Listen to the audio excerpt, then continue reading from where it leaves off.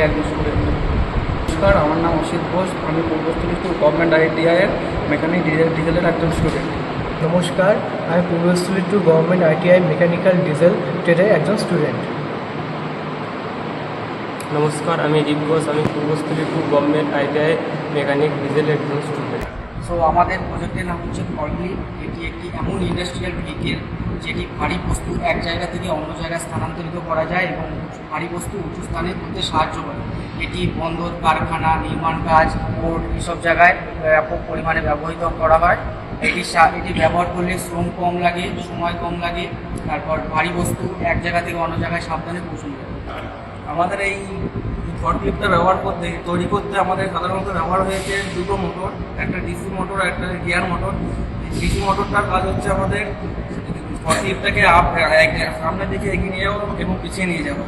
আর DC motor আমরা যেটা gear motor যেটা লাগানো আছে সেটা ফরকলিফটটাকে আপ অ্যান্ড ডাউন করাতে সাহায্য করা হয়।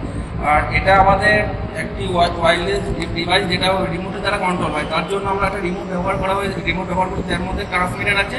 আর গাড়িটার মধ্যে লাগানো আছে হচ্ছে আমাদের রিসিভার, যেটাকে এই রিমোট থেকে কমান্ড দেয়। সেই কমান্ড গাড়ি রিসিভার অ্যাকসেপ্ট করে সেটাকে আপ অ্যান্ড ডাউন এবং সামনে আবার পিছনে নিয়ে যায়। এবার আমরা দেখব এটি কী করে কাজ করে।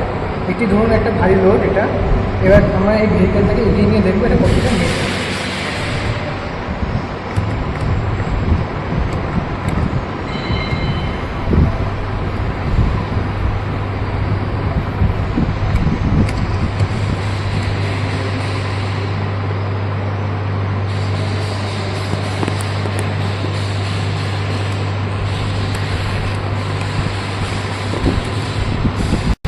আপনারা দেখতে পেলেন রিমোটের সাহায্যে এই বস্তু আমরা কত সহজে এখান থেকে ওখানে নিয়ে যেতে পারলাম।